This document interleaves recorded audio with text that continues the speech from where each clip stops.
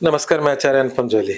धनु राशि वाले लोगों के लिए आगामी सप्ताह 18 मई से 24 मई के बीच में ग्रहों का आपके जीवन पर पड़ने वाला प्रभाव और उसका समाधान लेकर आया हूँ, अर्थात राशिफल लेकर आया हूँ।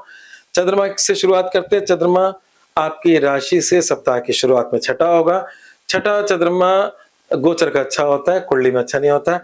तो इसलिए आपके सप्ताह की शुरुआत सशक्त है, पावरफुल है और कहीं न कहीं शत्रुओं पे विजय दिलाने वाली है।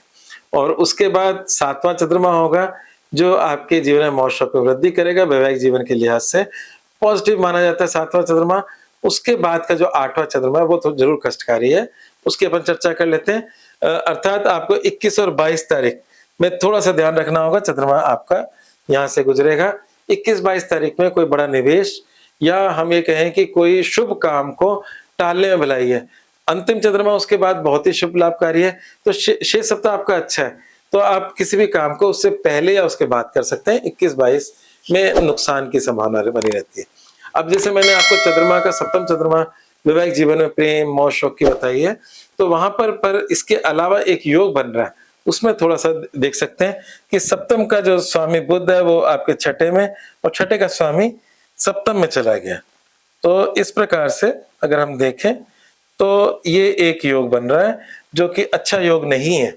और क्योंकि अच्छा योग नहीं है तो उसमें बस ये हो सकता है कि आपके जीवन साथी के साथ आपकी थोड़ी खटपट बनी रहे या उनको लेकर आपको चिंताएं और परेशानी बनी रहे, ऐसा कुछ हो सकता है। सारे ही योग गोचर के टेम्परेरी होते हैं, परमानेंट नहीं होते हैं। तो हमारा राशिफल बताने का उद्देश्य यही होता है कि हम पता हो कि क्या प्रॉब्लम है, क्या कमियां आ रही हैं, तो हम उसके समाधान का भी रास्ता सोच लेते हैं या हम धैर्य रख लेते हैं। तो ये ही उपाय है, धैर्य के अलावा और कोई उपाय नहीं है। तो इस प्रकार से ये एक मैंने बात कही। दूसरी बात एक अच्छी बात ये है कि गुरु शुक्र की जो युति है, हालांकि युति दोनों दुश्मन ग्रह हैं, शुक्राचार्य असुरों के गुरु हैं, बृहस्पति देवताओं के गुरु हैं, परंतु यहाँ पर कुछ मतलब कुछ मामले में अच्छी भी है। वैवाहिक जीवन को छोड़ दें शुक्र का, परंतु इनकम का लॉर्ड और आपका राशि लॉर्ड मतलब आपके धनु राशि का स्वामी गुरु दोनों साथ बैठे हैं, 7वें घर में बैठे हैं, तो कुछ नए आइडियाज पैसा कमाने के। और यहाँ पर अगर आप पार्टनरशिप बिजनेस की देख रहे हो तो उसमें तो नुकसान दिख रहा है, पर स्वयं के द्वारा अगर आप सोल प्रोप्राइटर हैं बिजनेस के तो नए आइडियाज को इम्प्लीमेंट होते देख रहा हूँ इस योग की वजह से। तो ये एक अच्छी बात है।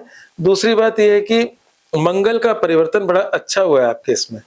मंगल आपके पंचम में बैठा है, जो बच्चे पढ़ाई कर रहे हैं उनके लिए शुभ लाभकारी है। जो जीवन में अगर अफेयर की बात सोच रहे हैं तो ये मंगल उनको भी लाभकारी है। और साथ में जुआ, सट्टा, लॉटरी, शेयर्स इस तरह के व्यापार करने वाले लोगों के लिए भी मंगल पॉजिटिव है।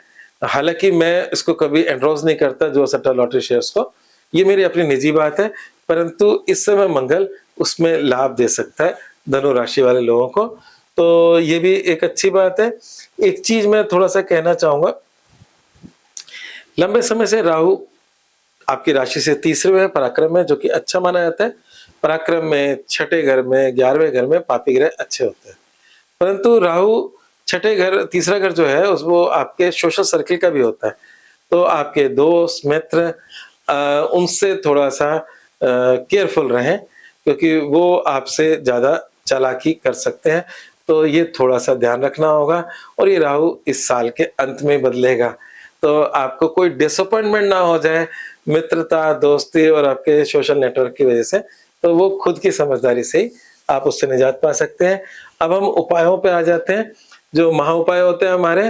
तो उन महा उपायों में आदित्य हृदय स्तोत्र का पाठ करें और राम रक्षा स्तोत्र का पाठ करें। ये सूर्य आपके छठे घर में है और सूर्य के लिए ही दोनों उपाय हैं। आदित्य सूर्य को कहते हैं, आदित्य हृदय स्तोत्र का पाठ और भगवान राम जो है उनसे उनका नमस्कार करने से भी वो सूर्यवंशी थे, सूर्य का लाभ मिलता है। और राम रक्षा स्तोत्र तो वैसे कोई भी कर सकता है, सबको लाभ मिलता है। तो ये दो उपाय आप कर सकते हो। और मूल मंत्र यह है कि हनुमत कृपा प्राप्त करने का सर्वश्रेष्ठ समय चल रहा है, क्योंकि 5वां घर उपासना का भी होता है, मंत्र पद का होता है और देवता का होता है। तो मंगल वहां बैठे हैं, तो इस समय अगर आप हनुमान जी की उपासना करेंगे तो हनुमान जी की कृपा निश्चित प्राप्त होगी। आप हनुमान चालीसा, सुंदरकांड, इस तरह के पूजा पाठ अपने जीवन में बढ़ाएं। आपको हनुमान जी के प्रत्यक्ष लाभ इस समय पे मिल सकता है। धन्यवाद।